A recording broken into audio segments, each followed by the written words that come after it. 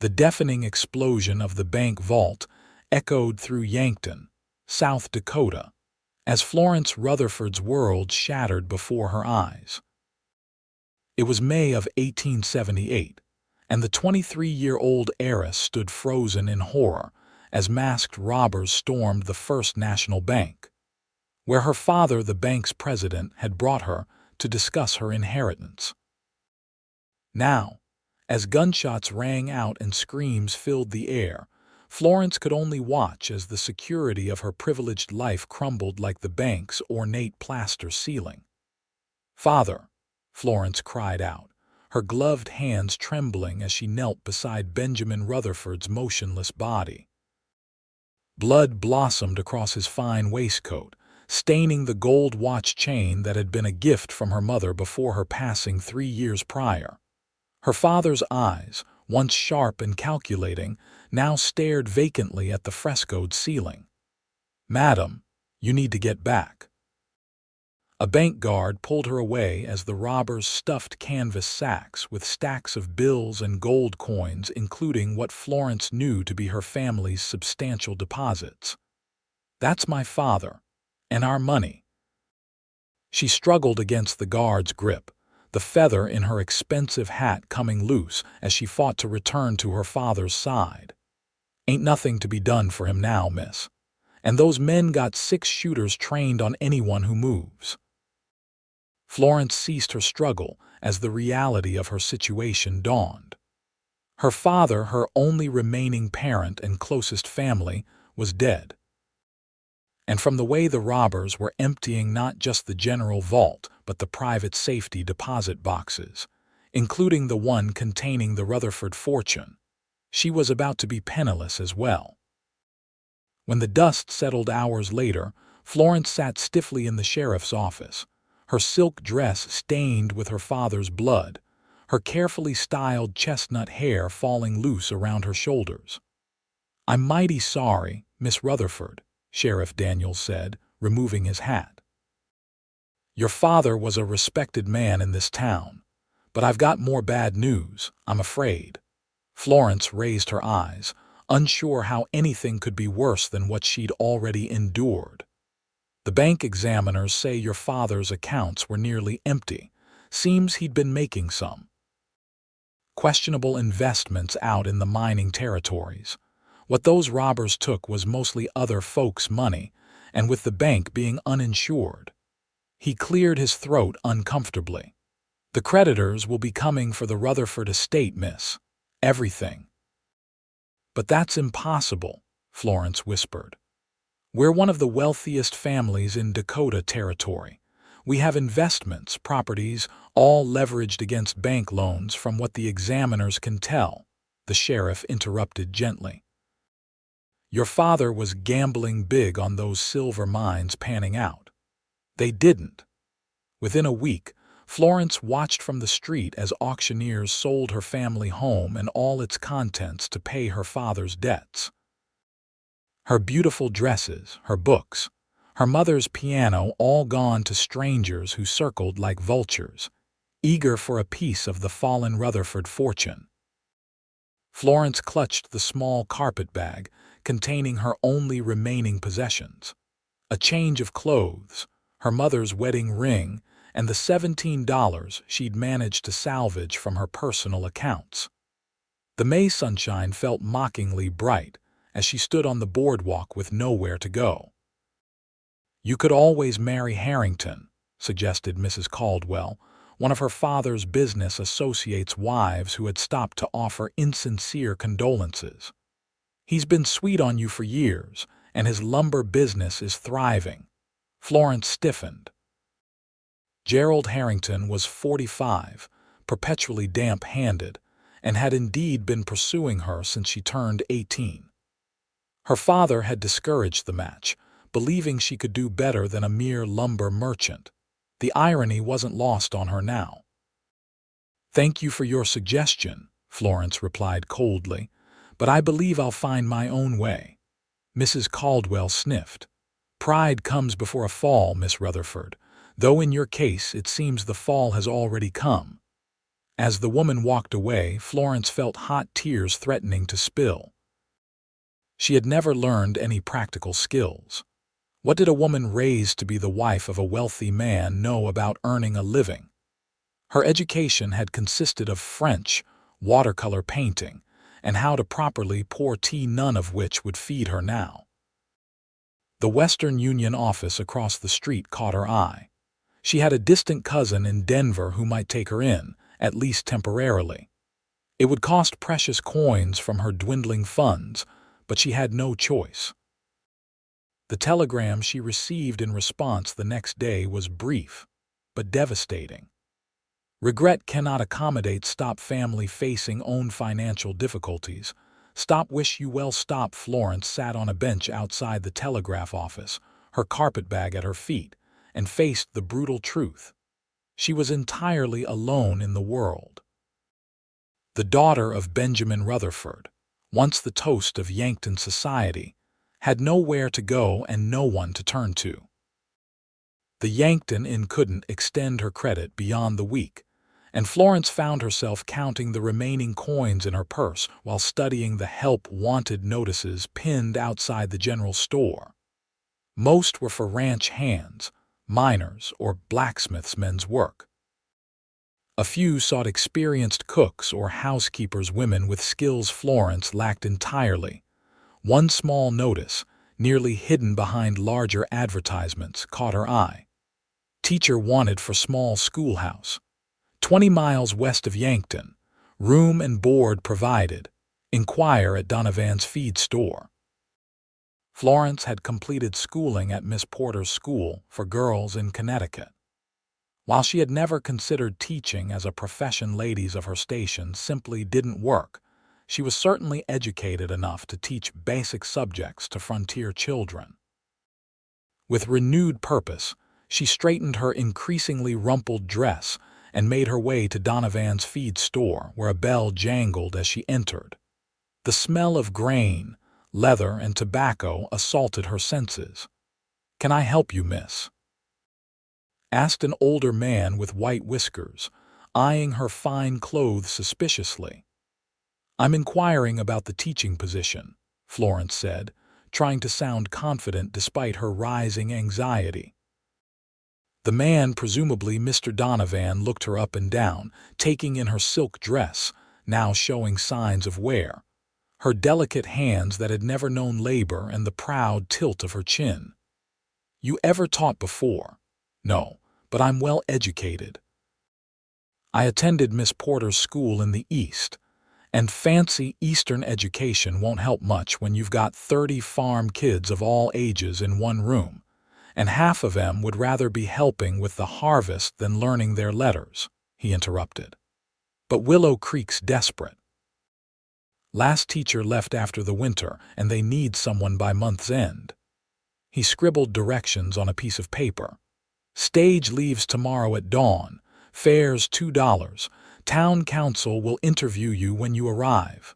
Florence clutched the paper, her heart racing. 20 miles seemed both impossibly far and not far enough from the ruins of her former life. But what choice did she have? "Thank you, sir. I'll be on that stage." Dawn found Florence seated on a hard wooden bench in a stage coach, her carpetbag nestled protectively on her lap. Her fellow passengers, a traveling salesman, a young married couple, and an elderly woman, regarded her with open curiosity. Her clothes, though increasingly worn, still marked her as someone from a different social sphere than the typical stagecoach traveler. "Heading to Willow Creek, miss?" the salesman asked, adjusting his sample case of patent medicines. "Yes," Florence replied, unsure how much of her circumstances to reveal. "I'm hoping to secure the teaching position." "Teaching?" The elderly woman looked surprised. "You look more like you should be attending fancy tea parties than wrangling frontier children." Florence swallowed her pride. "Circumstances change, madam." "That they do," the woman agreed, studying Florence more kindly. "I'm Margaret Wilson. My son has the general store in Willow Creek. If you're to be our new teacher, We'll be seeing more of each other." "Florence Rutherford," she replied, noting the flash of recognition in the older woman's eyes. "Rutherford. Any relation to Benjamin Rutherford of the First National Bank in Yankton?" "My father," Florence said quietly. Margaret Wilson's expression softened with understanding. The bank robbery and Benjamin Rutherford's death had been news throughout the territory, as had the subsequent revelation of his financial troubles. "I'm sorry for your loss, dear, and for what came after." Florence nodded gratefully, surprised by the woman's compassion where she had expected judgment. The journey was grueling. The spring rains had turned the trail muddy, and twice all passengers had to disembark to help push the stagecoach free from deep ruts. Florence's fine boots, never intended for such practical use, were caked with mud and beginning to split at the seams by the time the stagecoach crested a hill, revealing a small cluster of buildings nestled in a valley below. "Willow Creek," announced the driver. "End of the line." Florence peered through the window at her potential new home. Unlike Yankton with its grand brick buildings and bustling streets, Willow Creek consisted of a main street with perhaps 20 structures, a mix of wooden buildings, and a few more substantial ones built of local stone. A white clapboard church stood at one end of the street, its steeple the tallest point in town.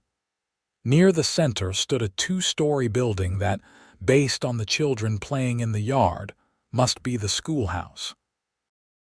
The stage rolled to a stop outside what appeared to be the town's only hotel, a modest two-story building with a sign proclaiming it, the Willow Creek Inn.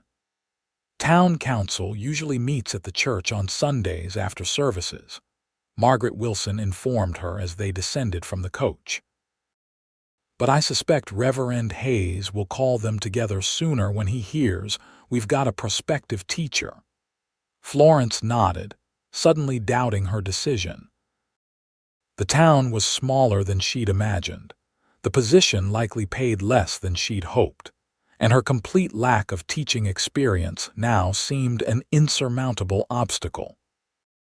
"Come along to the store first," Margaret said, taking charge in a motherly fashion that Florence found both intrusive and comforting. "My son Walter can send word to the council members, and you can freshen up in our back room before meeting them." Too tired to argue, Florence followed the older woman down the muddy main street to Wilson's General Merchandise.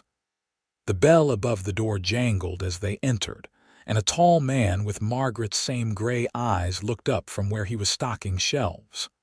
"Ma, didn't expect you back until tomorrow's stage." "Driver made good time despite the mud," Margaret replied, then gestured to Florence. "Walter, this is Miss Florence Rutherford. She's come about the teaching position." Walter Wilson wiped his hands on his apron and extended one to Florence. "Pleased to meet you, Miss Rutherford. We've been hoping someone would answer that advertisement." "Thank you for your welcome, Mr. Wilson," Florence replied, shaking his hand with as much dignity as she could muster in her bedraggled state. "Walter, send Jimmy to fetch Reverend Hayes and the other council members," Margaret instructed. "Tell them we've a candidate for the teaching position." She turned to Florence. "Come with me, dear. You can use our washroom to tidy up before meeting them." In the Wilsons' private quarters behind the store, Florence gratefully used the basin of water Margaret provided to wash away the dust of travel. She changed into her one other dress, a navy blue cotton that was plainer than her usual attire, but at least clean and intact. She did her best to arrange her hair neatly, lamenting the loss of her collection of combs and pins that had been sold along with the rest of her possessions. When she emerged, she found 5 men waiting in the Wilsons' sitting room, all regarding her with undisguised curiosity. "Miss Rutherford," Reverend Hayes said, rising to greet her.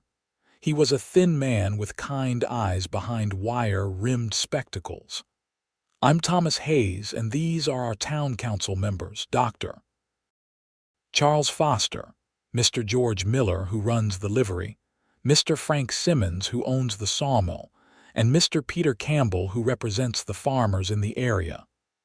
Florence curtsied slightly, a habit from her previous life that now seemed oddly formal in these surroundings. "Gentlemen, I'm pleased to meet you all. Miss Rutherford is Benjamin Rutherford's daughter," Margaret Wilson informed them, causing a ripple of whispers. "The banker from Yankton?" asked Mr. Miller, his bushy eyebrows rising. "Yes," Florence confirmed, lifting her chin slightly. "Though I'm afraid my father's financial situation has left me in need of employment." The men exchanged glances, and Florence could read their thoughts plainly. Here was a society girl fallen on hard times, probably useless for any practical purpose. "Have you taught before, Miss Rutherford?" asked Reverend Hayes gently. "No, sir, I have not," Florence admitted. "But I received an excellent education at Miss Porter's school in Connecticut.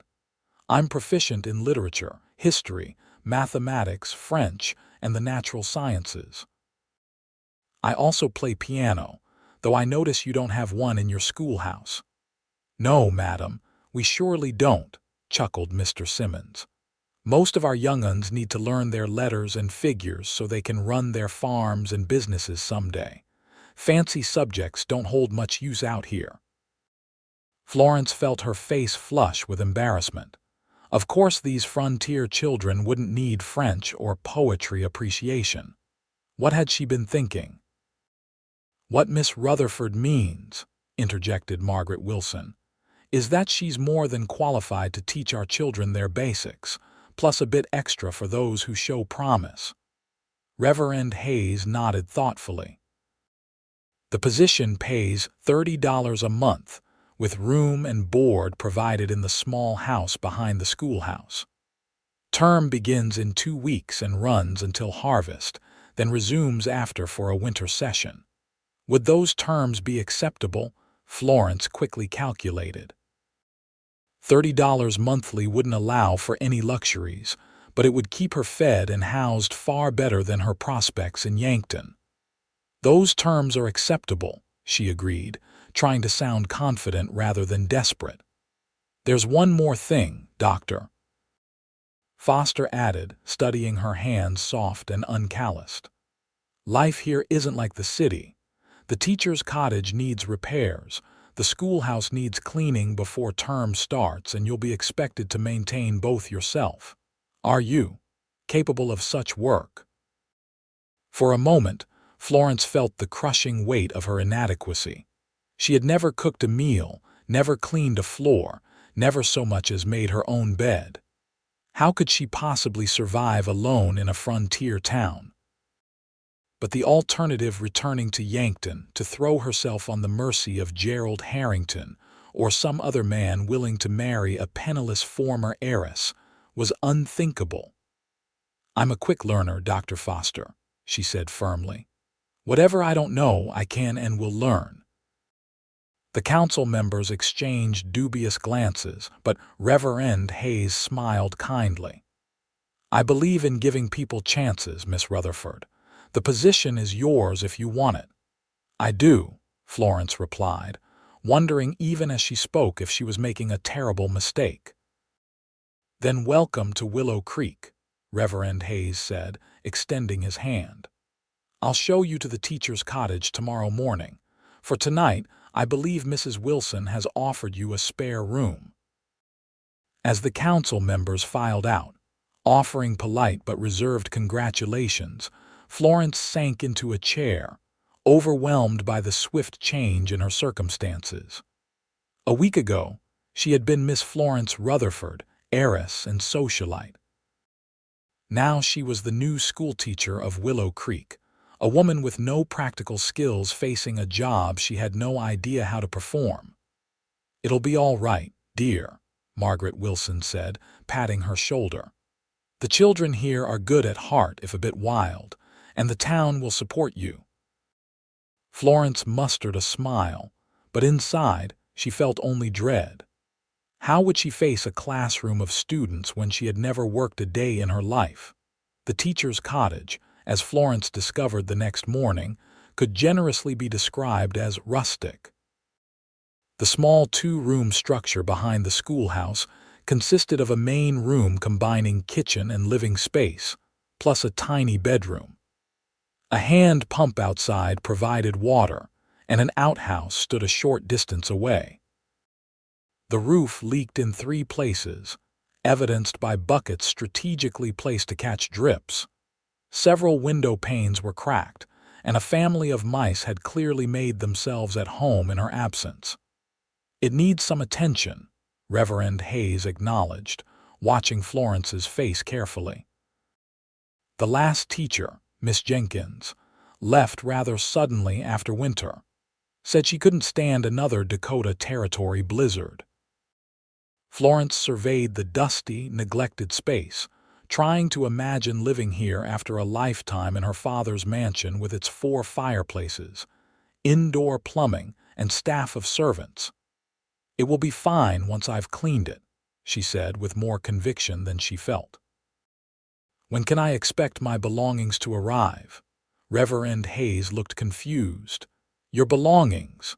Didn't you bring them with you?" Florence gestured helplessly to her single carpet bag.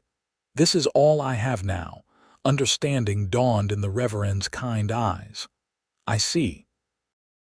Well, the church ladies will organize a donation drive. We can provide basic furnishings and household items."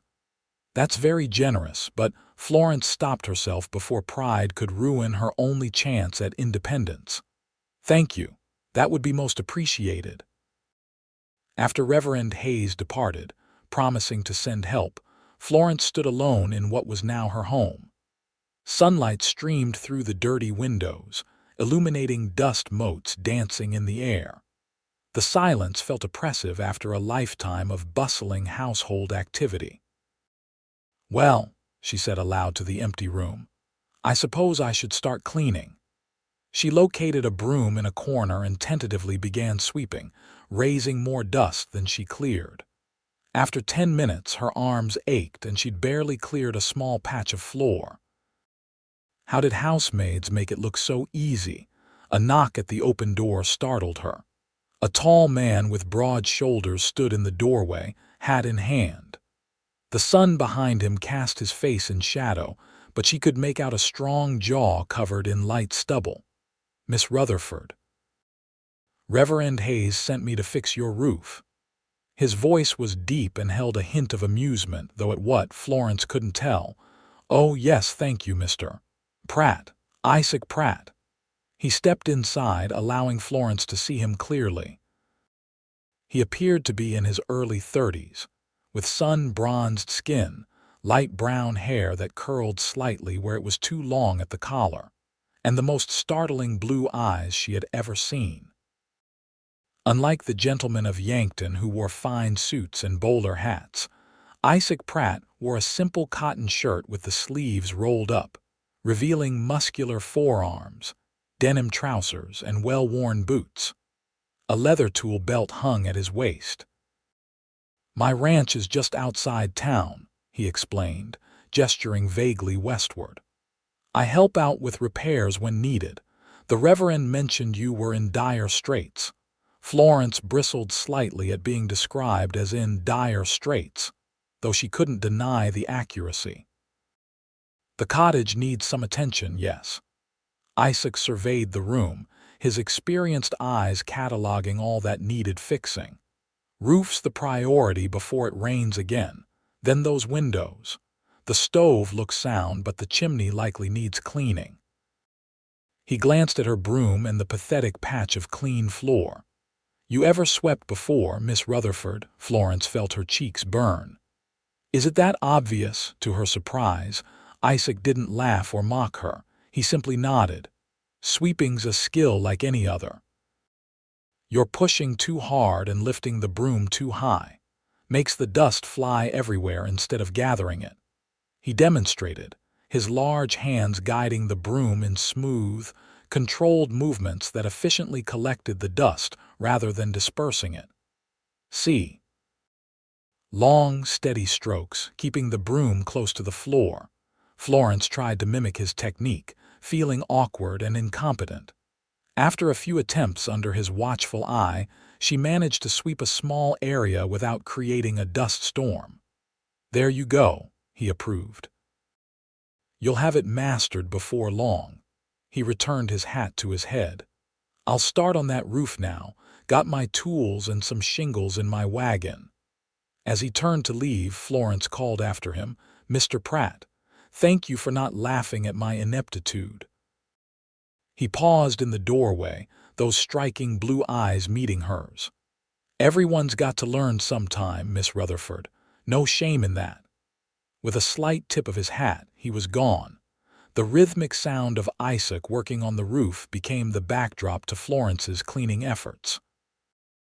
By midday, her hands were raw, her back ached, and she was filthier than she'd ever been in her life. But the main room's floor was swept, and she had managed to clean most of the grime from the windows, allowing more light into the space. A commotion outside drew her attention. Several women were approaching, carrying baskets and bundles. Leading them was Margaret Wilson. "We've brought some necessities," Margaret announced, entering without ceremony. "Mrs. Miller sent bedding, Mrs. Hayes contributed kitchenware, and I've brought provisions to get you started." Florence was overwhelmed by the generosity. "This is so kind of you all. I don't know what to say." "Say nothing," advised Mrs. Hayes, a plump woman with a no-nonsense manner. "Just remember to do the same when the next newcomer arrives. That's how we survive out here, helping each other." The women efficiently arranged the donated items. Sheets and quilts for the narrow bed frame, pots and pans for the cook stove, basic foodstuffs like flour, sugar, coffee, and dried beans. They hung simple curtains at the windows and placed a colorful braided rug on the floor. "It's not fancy," acknowledged Mrs. Miller, "but it'll keep you comfortable." "It's perfect," Florence said sincerely, touched by the community's welcome. The sound of boots on the wooden steps announced Isaac's return. He ducked through the doorway, removing his hat as he entered the now crowded cottage. "Roof's patched," he announced. "Won't leak now unless we get a real gully washer." "Thank you, Isaac," Margaret Wilson said warmly. "We're just getting Miss Rutherford settled." Isaac surveyed the transformed space, nodding approval. His eyes met Florence's briefly, and she thought she detected admiration for her cleaning efforts. "Windows need new glazing," he noted. "I'll come back tomorrow with glass." "That's not necessary," Florence protested weakly. "You've already done so much." "Can't have the new teacher freezing come winter," Isaac replied matter-of-factly. "Besides, I promised the Reverend I'd get this place habitable before school starts." After Isaac and the women departed, leaving Florence with instructions on lighting the cookstove and warnings about various local hazards, from snakes to sudden storms, she sat alone at the small table that had appeared among the donations.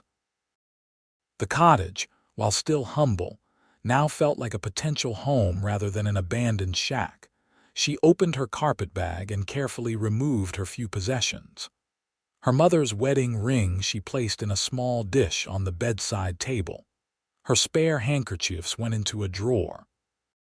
Her father's pocket watched the one possession of his she had managed to hide from creditors she hung from a nail on the wall. Florence looked around her new home, pride mingling with exhaustion.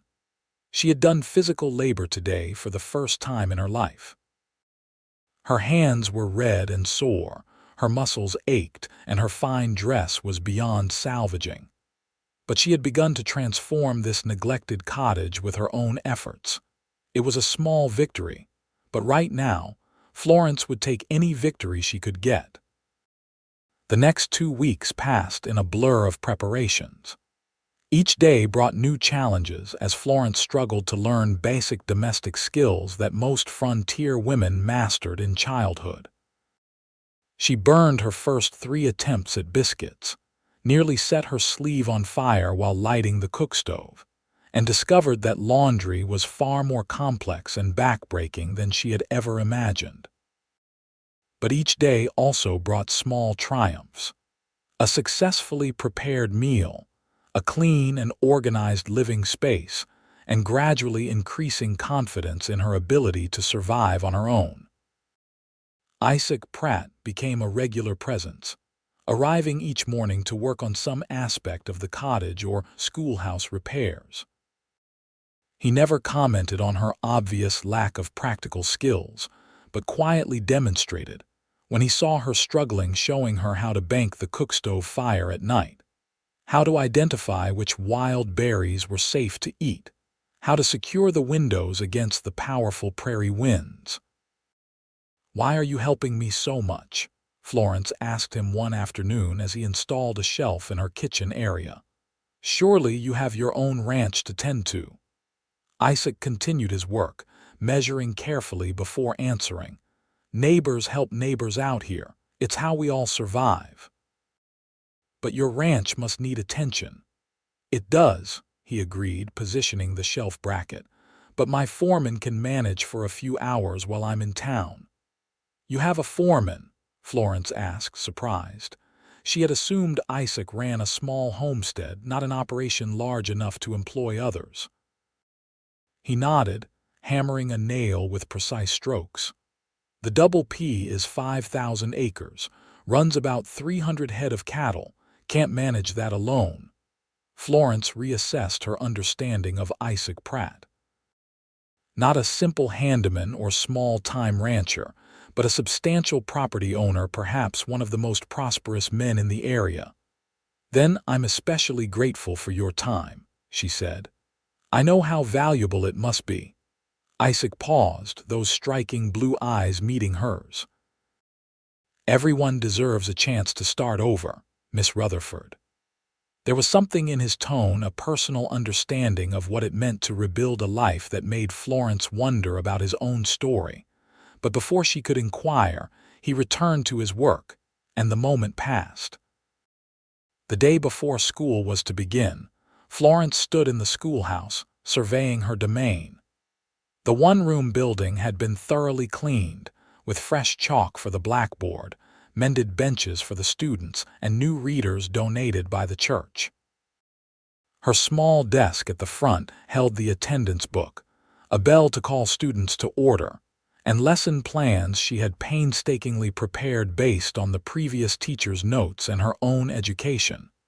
"Ready for tomorrow." Isaac's voice came from the doorway where he leaned against the frame, hat in hand.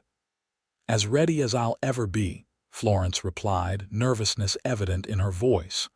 "What if they don't respect me? What if I can't control them? What if I'm a terrible teacher?" "You won't be," Isaac said with simple confidence. "You're smart and you work hard. The rest will come." His faith in her abilities touched Florence deeply. "Thank you, Mr. Pratt." "Isaac," he corrected.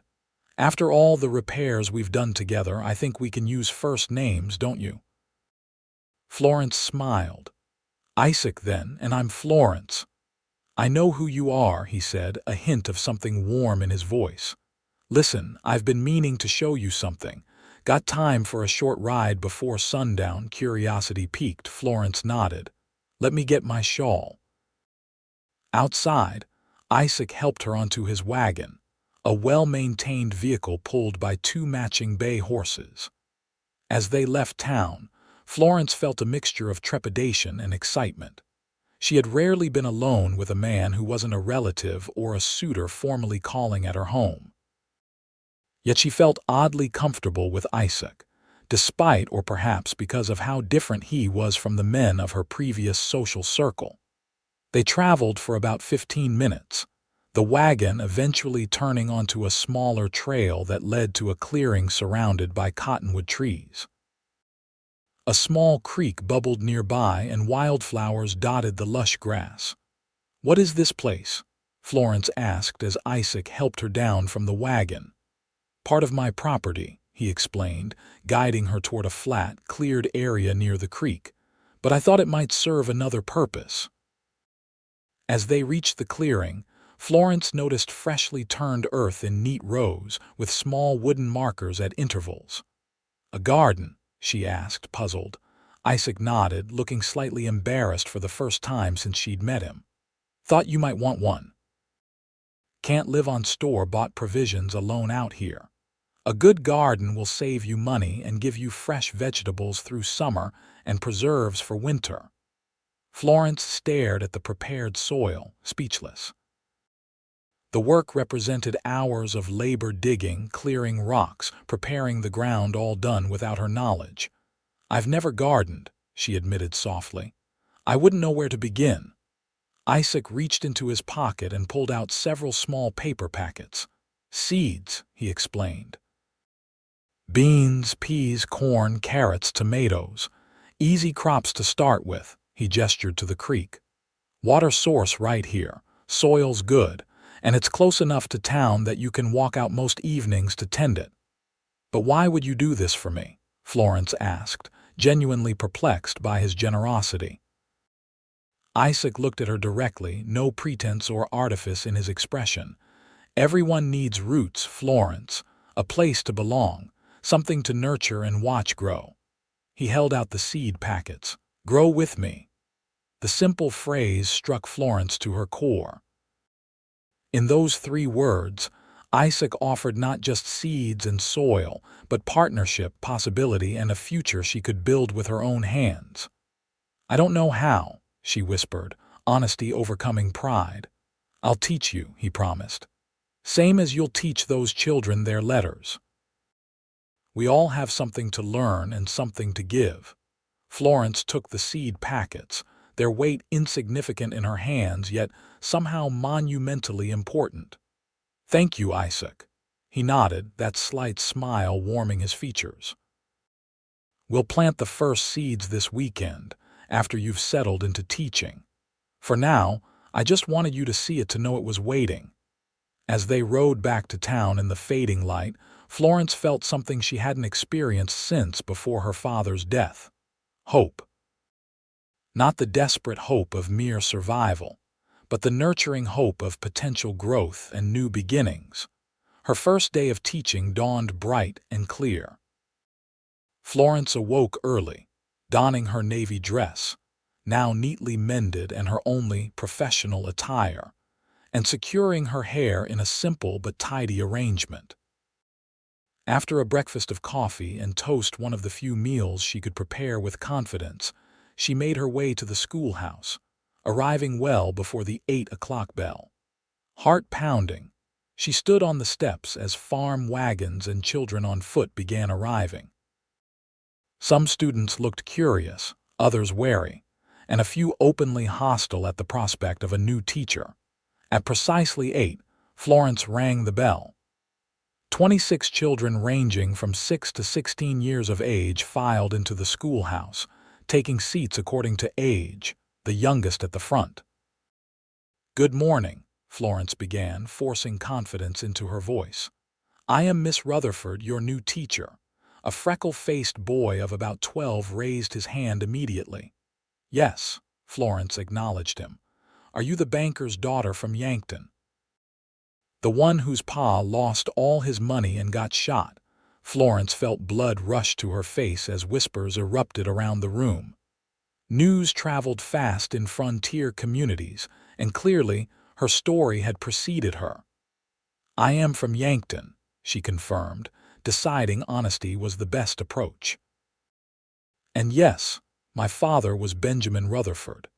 He died during a bank robbery, and yes, our financial situation changed afterward. But I am here now as your teacher, and what matters is what we can learn together." She picked up a piece of chalk, turned to the blackboard, and wrote in her neat handwriting, "Education is the key that unlocks opportunity." "Can anyone tell me what this means?" she asked, turning back to face the classroom. A girl of about 14 with long braids and a serious expression raised her hand. "It means learning things gives you choices in life." "Exactly," Florence agreed, pleased. "And choices give us freedom." Now, Let's begin with roll call and then we'll assess where each of you stands in your studies." The initial tension broken, Florence launched into her first day of teaching. It was exhausting, challenging work. The older students tested her knowledge with difficult questions, while the younger ones required constant attention to keep them focused. By noon recess, Florence's throat was dry from talking, and her head spun with trying to manage so many different learning levels simultaneously. During the lunch break, as the children ate from their dinner pails in the schoolyard, Florence sat at her desk, reviewing her afternoon plans and wondering if she was utterly failing at her new profession. A knock at the open door interrupted her thoughts. Isaac stood there, looking somewhat out of place in the schoolhouse with his rancher's clothes and sun-weathered face. "Brought you something," he said, placing a wrapped bundle on her desk. "Figured you might not have packed a lunch." Florence unwrapped the cloth to find fresh bread, cheese, and an apple. The simple gesture nearly brought tears to her eyes. "Thank you, I did forget." "How's the first day going?" he asked, leaning against a nearby desk. "They know who I am," Florence said quietly. "About my father, the robbery, everything." Isaac nodded, unsurprised. "News travels fast. Does it matter?" Florence considered the question. "I thought it would. I was embarrassed at first, but perhaps it's better this way, no pretenses." "Honesty usually is better," Isaac agreed. "These kids don't care about your past, Florence. They care if you're fair, if you respect them, and if you can teach them what they need to know." "And if I'm not sure I can, you can," he said simply. "You've survived losing everything." Teaching a few farm kids should be manageable by comparison. His confidence in her bolstered Florence's spirits. "You seem very certain of my abilities." "I recognize determination when I see it," Isaac replied. "You've got more grit than most." Just like that garden soil with the right conditions, there's no limit to what can grow. The bell outside rang, signaling the end of recess. "I should go," Isaac said, "but I'll come by the cottage this evening to check if you need anything." As he left, Florence felt a curious warmth that had nothing to do with the spring sunshine. In just 2 weeks, Isaac Pratt had become her most steadfast supporter in Willow Creek, and perhaps the first person who saw her not as the fallen society girl, but as a woman of capability and promise. The afternoon session went more smoothly than the morning. Florence organized the students into groups based on their abilities, giving each level appropriate work while she rotated between them. By the time the final bell rang, she had gained valuable insights into each child's strengths and weaknesses, and more importantly had begun to earn their respect. As the last student departed, Florence sat heavily in her chair, both exhausted and exhilarated. She had completed her first day as a teacher. It hadn't been perfect, but it had been a beginning, true to his word. Isaac arrived at her cottage that evening as she was attempting to prepare a simple supper. "Smells good," he commented, though Florence was painfully aware that the beans she was cooking were dangerously close to burning. "It's not," she admitted with a laugh, removing the pot from the heat. "I'm afraid I'm a far better teacher than cook." "That'll come with practice," Isaac said, handing her a covered basket. "Meanwhile, Mrs. Wilson sent this. She was worried you might be too tired to cook after your first day." The basket contained a hearty stew, fresh bread, and a slice of apple pie far more appetizing than Florence's burned beans. "I'm developing quite a debt to this town," she said as she transferred the food to plates, inviting Isaac to join her at the small table. "Community isn't about debts," Isaac replied, taking a seat. "It's about connections.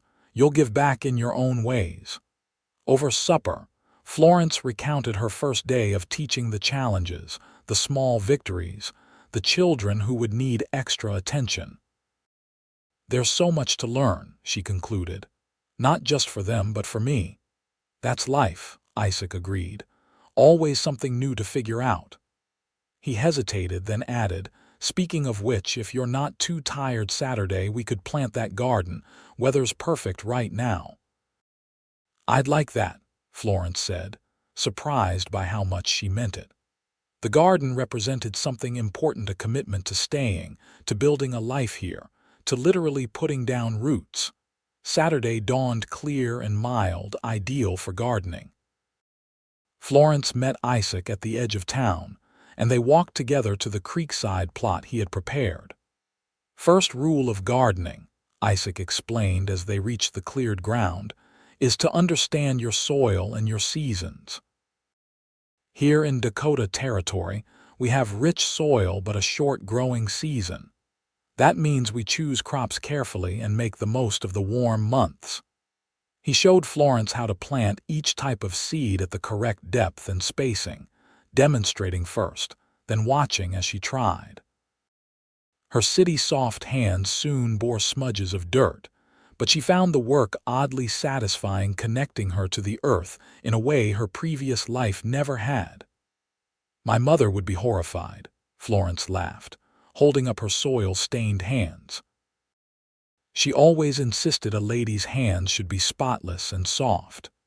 "Different world out here," Isaac commented, creating a furrow for bean seeds. "Hands that work are hands to be proud of." As they planted row after row, Florence learned more about Isaac. He had come to Dakota Territory 12 years earlier with little more than ambition and a willingness to work hard. Starting as a ranch hand, he had saved every penny, eventually purchasing a small parcel of land. Through smart management and strategic acquisitions, he had built the Double P into one of the most successful ranches in the area. "What does the P stand for?" Florence asked as they paused to drink water from a canteen. "Pratt," Isaac replied. "Double because it's twice the size it started." "Simple and direct," Florence observed. "Like you." Isaac glanced at her with that slight smile that was becoming familiar. "Some might say too direct. I've never been one for fancy talk or beating around the bush." "After a lifetime of people saying one thing and meaning another, I find your directness refreshing," Florence admitted. They worked through the morning, completing the planting as the sun reached its zenith.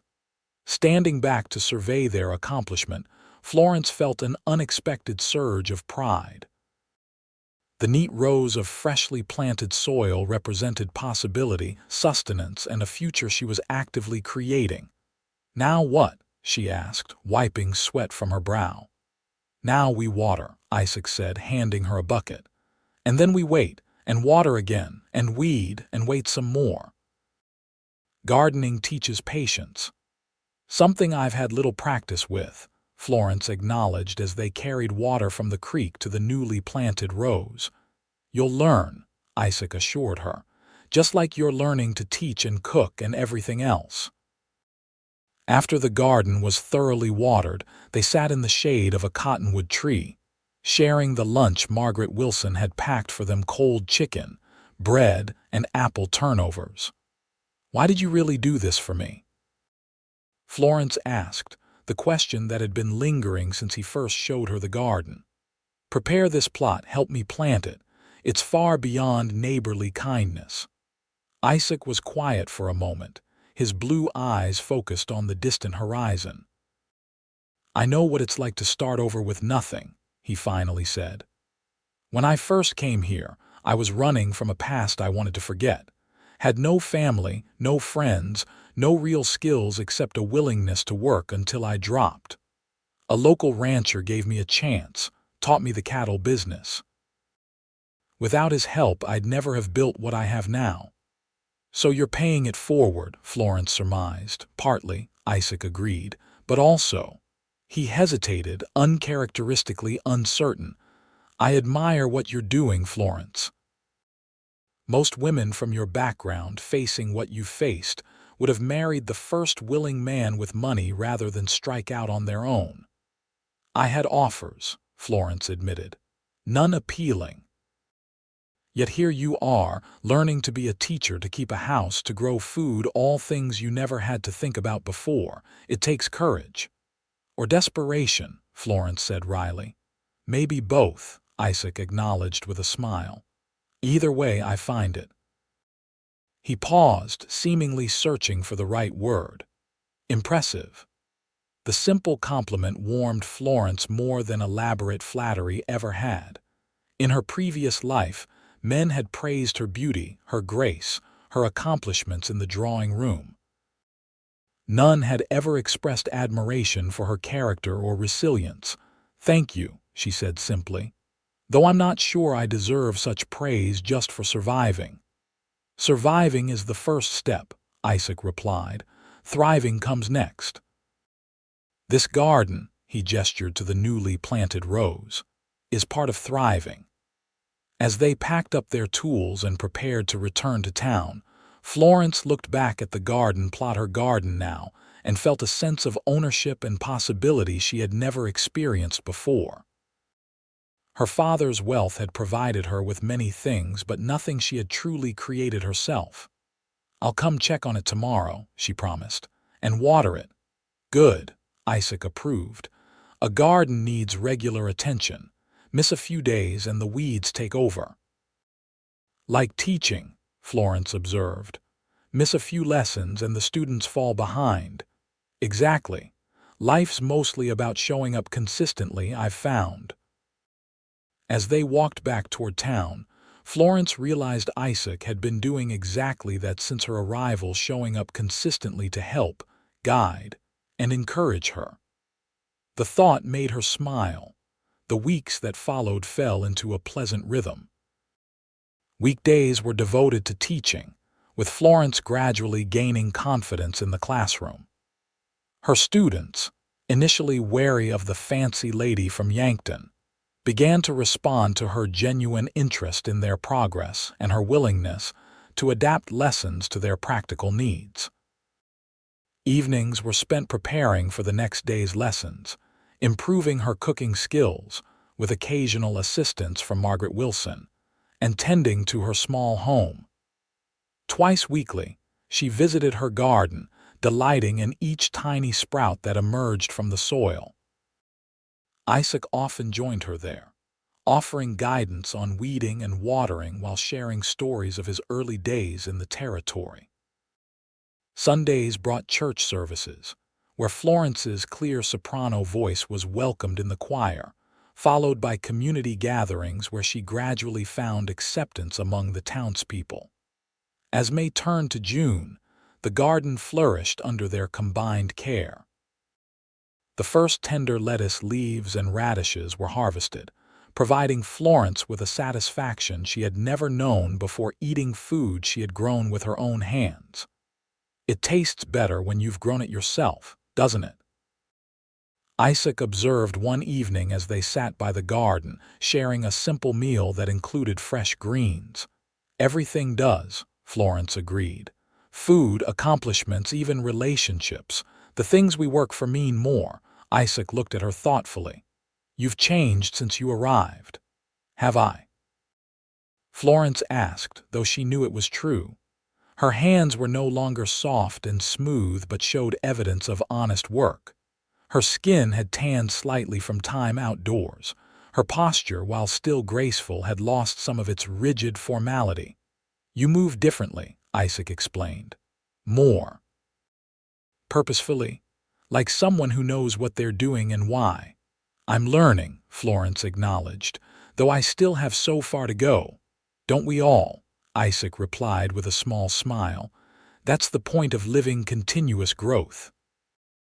As they sat together in the lengthening evening shadows, Florence realized with sudden clarity that she was developing feelings for Isaac Pratt that went far beyond gratitude or friendship. His steady presence, his unassuming wisdom, his quiet strength, all had become increasingly important to her. The realization was both exhilarating and terrifying. In her former life, courtship had followed strict protocols, with formal calls, chaperoned outings, and careful consideration of social and financial compatibility. Here in Willow Creek, she had no idea how such matters proceeded, or if Isaac even saw her as anything more than a neighbor in need of assistance. "Penny for your thoughts," Isaac said, interrupting her reverie. Florence felt her cheeks warm. "I was just thinking about how different my life is now from what I expected." "Better or worse? Different," she replied carefully. "In some ways harder, certainly, but also more authentic, more mine." Isaac nodded, understanding. "That's worth something, living a life that's truly yours, not one handed to you or prescribed by others." "Yes," Florence agreed. "Though I admit, there are days I miss hot baths and not having to cook my own meals." Isaac laughed, the sound rich and genuine. "Understandable. The Willow Creek Hotel has a proper bathtub, you know. Mrs. Johnson rents it by the hour on Saturdays." "Really?" Florence brightened at the prospect. "That's good to know." As they gathered their things to return to town before full dark, Isaac hesitated, then asked, "There's a social at the church next Saturday evening. Music, dancing, food. Would you consider attending with me?" The invitation, casual as it was, sent Florence's heart racing. "Like, together?" Isaac's confidence seemed to falter slightly. "If you'd prefer to go alone, I understand. I know in your previous life there were probably strict rules about I'd like to go with you," Florence interrupted, surprising herself with her directness. "Very much." Isaac's smile broadened. "Good. I'll call for you at 7. As they walked back to town in the gathering twilight, Florence felt a lightness she hadn't experienced in months. The garden was growing, her teaching was progressing, and now, most unexpectedly, romance might be blooming as well. The church social became the focus of Florence's anticipation throughout the week. She washed and pressed her blue dress, added a new ribbon from Wilson's store to freshen it, and spent more time than usual arranging her hair on Saturday evening.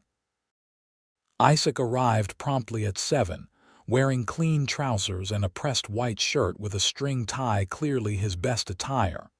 He had trimmed his hair and beard, and the effect was quite handsome. "You look nice," he said simply, as Florence opened her door. "As do you," she replied, taking the arm he offered. The church hall was decorated with paper streamers and wildflowers. A small group of local musicians played lively tunes, and tables laden with food lined one wall. Nearly everyone in Willow Creek had turned out for the event, creating a warm, festive atmosphere. Miss Rutherford called several of her students, excited to see their teacher in a social setting. "Good evening," Florence greeted them warmly. "Are you enjoying yourselves?" As she circulated through the room with Isaac, Florence was struck by how much had changed since her arrival. People who had initially regarded her with suspicion or pity now welcomed her with genuine warmth. She was no longer the banker's daughter who lost everything, but Miss Rutherford, the schoolteacher. "Care to dance?" Isaac asked as the musicians began a waltz. "I'd be delighted," Florence replied, allowing him to lead her to the dance floor. Isaac proved to be a capable dancer, guiding her smoothly through the steps with a natural grace that belied his rugged exterior. "Where did a rancher learn to waltz so well?" Florence asked, impressed. "My mother insisted," Isaac explained. "Said no son of hers would grow up unable to move properly in society. She taught music and dancing back in Pennsylvania before marrying my father." "She taught you well," Florence complimented. "Though I'm surprised a man who spends his days on horseback moves so lightly on his feet." "Riding and dancing aren't so different," Isaac replied. "Both require balance, rhythm, and paying attention to your partner." The evening passed in a pleasant blur of dancing, conversation, and laughter. Florence found herself genuinely enjoying the simple pleasures of community celebration, so different from the formal balls of her past, yet somehow more satisfying. As the event wound down near midnight, Isaac escorted Florence home through the quiet streets of Willow Creek. The night was clear, stars speckling the vast Dakota sky like diamonds scattered on velvet. "I had a wonderful time," Florence said as they reached her cottage. "So did I," Isaac replied, his voice soft in the darkness. He hesitated, then added, "Florence, I've come to care for you a great deal. I know it hasn't been long and your life has seen tremendous change recently, but Florence's heart quickened. I care for you too, Isaac." In the silvery moonlight, his blue eyes searched hers. "I'm not a wealthy man by the standards you're accustomed to. My life is here on the ranch, working with cattle and land. It's a good life, but a simple one. I've learned that wealth comes in many forms," Florence said quietly, "and that the simplest life can be the richest." Slowly, giving her every opportunity to withdraw, Isaac leaned forward and placed a gentle kiss on her lips. The contact was brief but sent warmth coursing through Florence's entire being. "Good night, Florence," he said, stepping back respectfully. "Good night, Isaac," she replied, her voice barely above a whisper. As she entered her small cottage, Florence touched her fingertips to her lips, still feeling the impression of his kiss. In her former life, courtship had been a strategic affair, with matches made based on social standing and financial considerations. What was developing between her and Isaac was something entirely different, a connection built on mutual respect, shared experiences, and genuine affection. It was, she realized, exactly what she had always wanted without knowing it. As summer progressed, Florence and Isaac's relationship blossomed alongside her garden. They maintained a proper public appearance. He called on her formally at her cottage. They attended church together, and their garden visits were conducted in daylight hours to prevent gossip, but their growing closeness was evident to the observant residents of Willow Creek.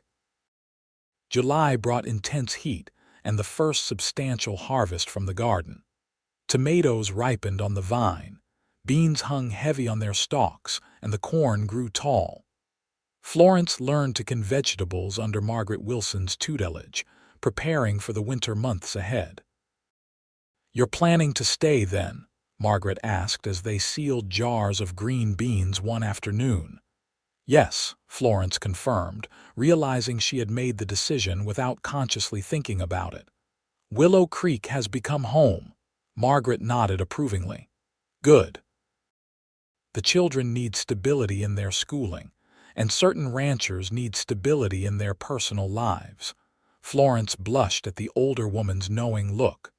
"Isaac and I are friends." "Of course you are," Margaret agreed with a smile that suggested she understood far more than Florence was saying. "Just friends who happen to look at each other the way my Walter and I still do after 30 years of marriage." The school term ended in early August to allow children to help with the harvest on their family farms. Florence used the break to deep clean the schoolhouse, repair textbooks, and prepare for the fall term. She also spent more time at her garden, which was producing abundantly, and at the Double P Ranch, where Isaac proudly showed her the operation he had built.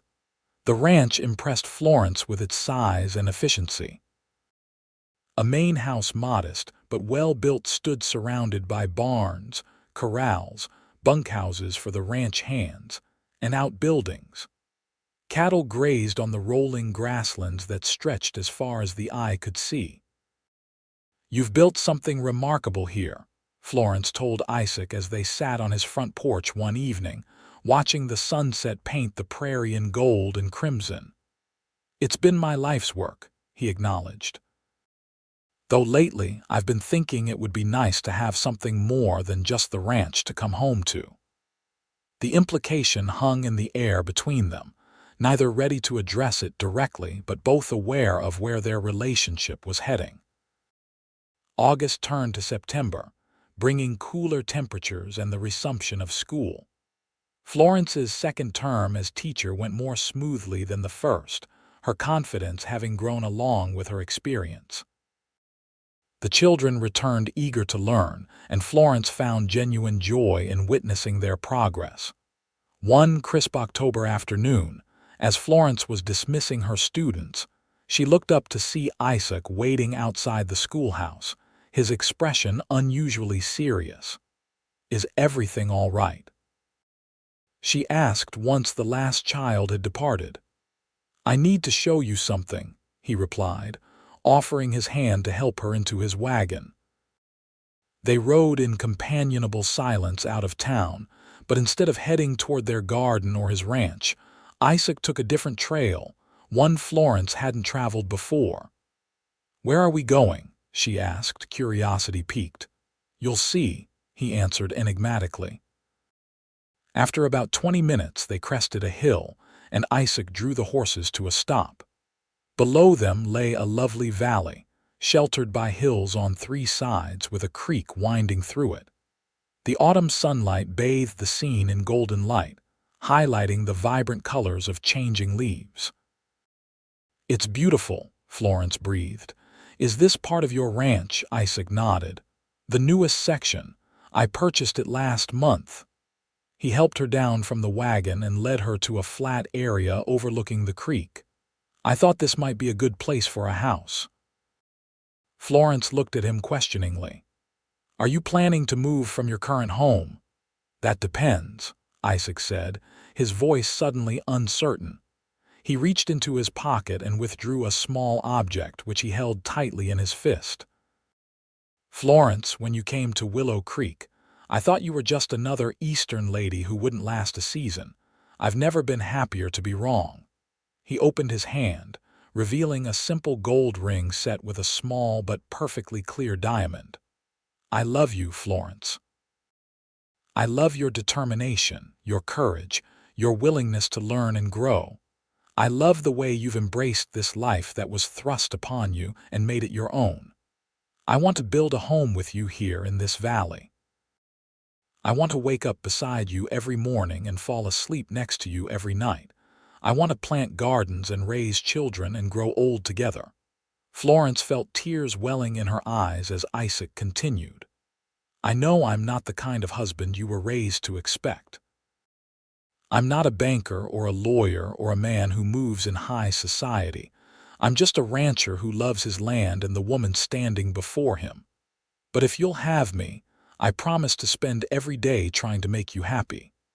He knelt before her, the ring held out in offering. "Florence Rutherford, will you marry me?" For a moment, Florence couldn't speak past the emotion tightening her throat. She thought of the path that had brought her here, the tragedy of her father's death, the loss of her fortune, the desperate journey to Willow Creek seeking any means of survival. What had seemed like the end of her life had actually been the beginning. "Yes," she whispered, then more firmly, "Yes, Isaac, I will marry you." His face lit with joy as he slipped the ring onto her finger, then rose to embrace her. This kiss was deeper than their first, filled with promise and passion and plans for a shared future. When they finally parted, both breathless, Isaac gestured to the valley around them. "I thought we could build the house here. Nothing grand but comfortable. Room for a family." "It's perfect," Florence said sincerely.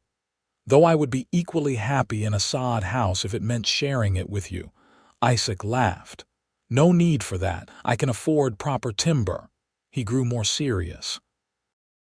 "I want you to know, Florence, that while I'm not wealthy by your father's standards, the ranch is prosperous.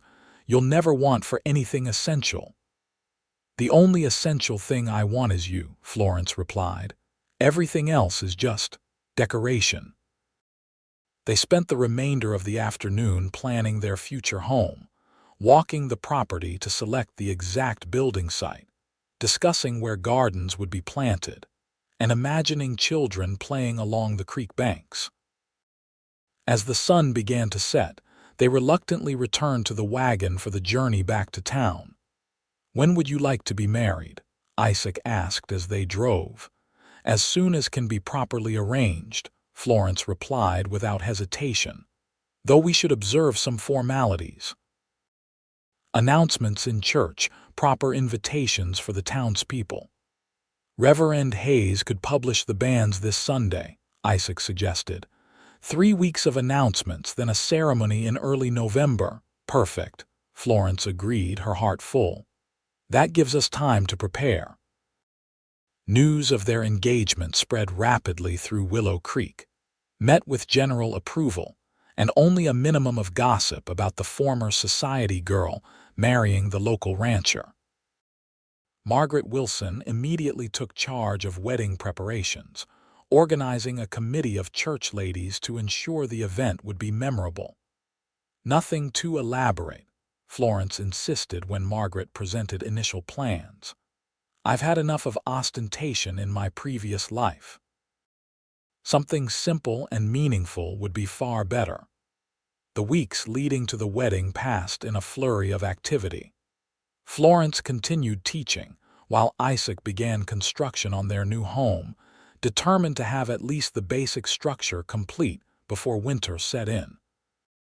Evenings were spent finalizing wedding details or visiting their building site to monitor progress. On their garden plot, the last of the fall crops were harvested, the ground turned over in preparation for spring planting. Standing amid the now bare soil one evening, Florence marveled at how much had changed since Isaac first showed her the cleared ground and offered those simple, transformative words, "Grow with me." "What are you thinking?"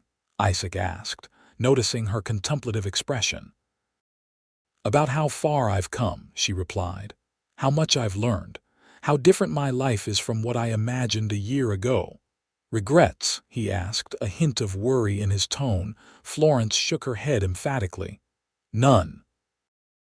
Everything that happened, even the tragedy, led me here to you, to this life we're building. How could I regret that?" Their wedding day dawned clear and crisp, the first Sunday in November.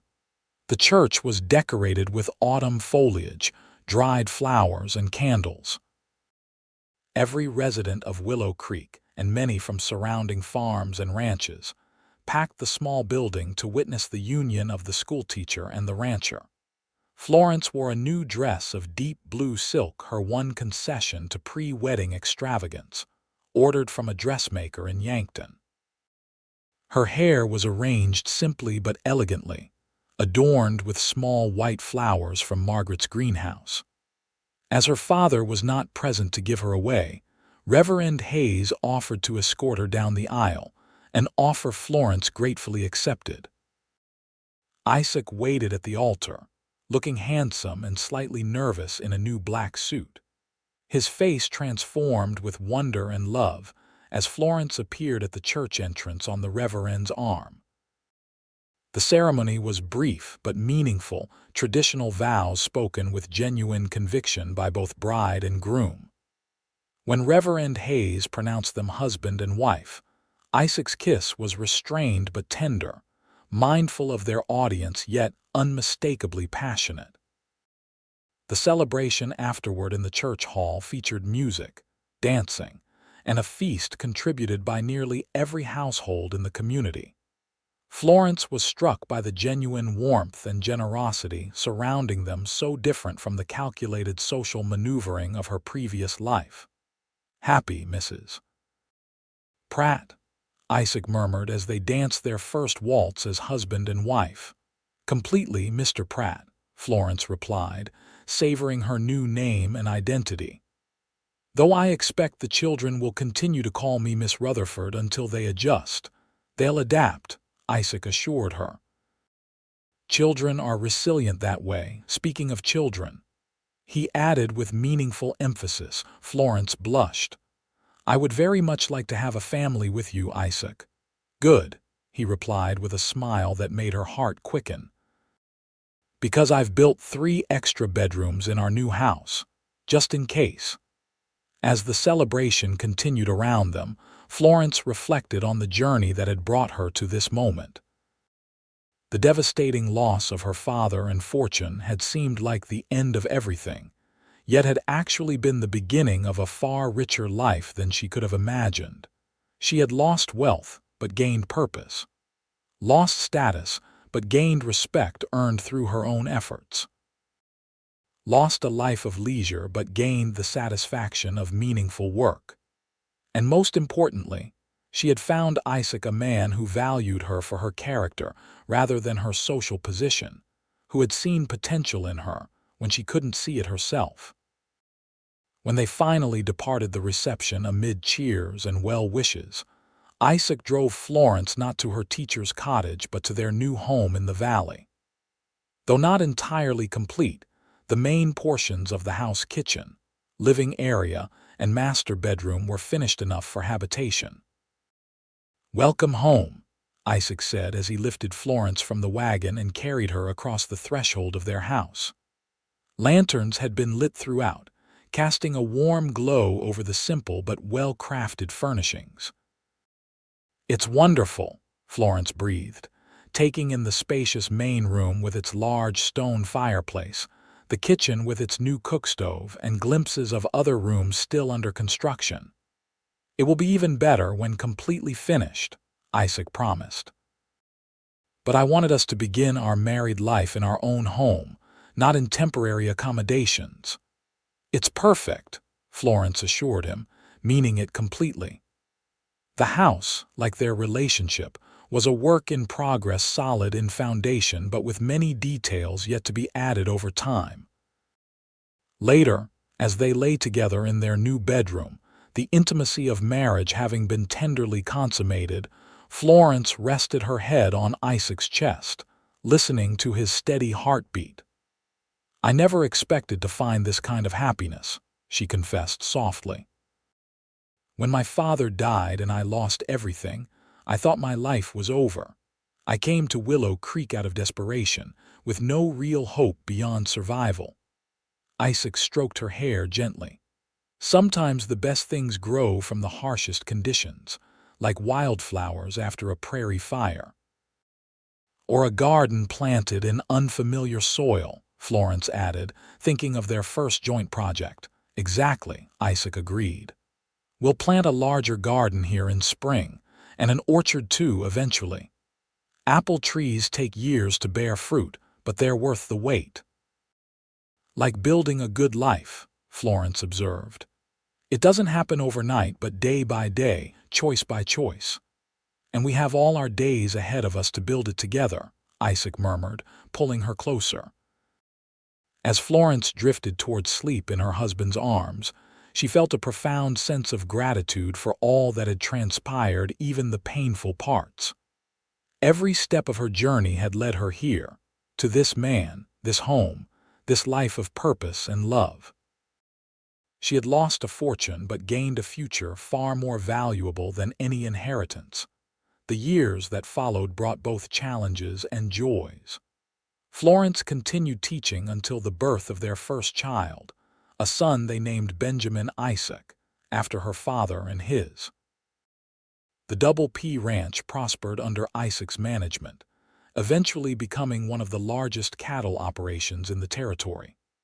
Florence, applying the business acumen she had inherited from her father, kept the ranch books and advised on investments, helping to expand their holdings intelligently.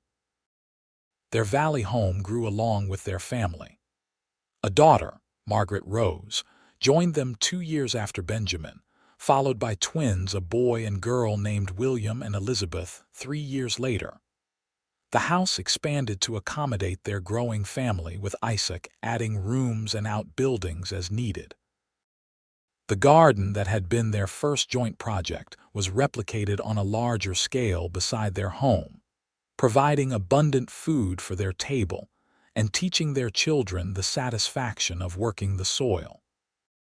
Apple, plum, and cherry trees formed an orchard on the south-facing slope, gradually maturing to provide fruit and shade. 10 years after their wedding, as they sat on their porch swing watching their children play in the yard, Isaac took Florence's hand, his thumb brushing over the simple gold band he had placed there a decade before.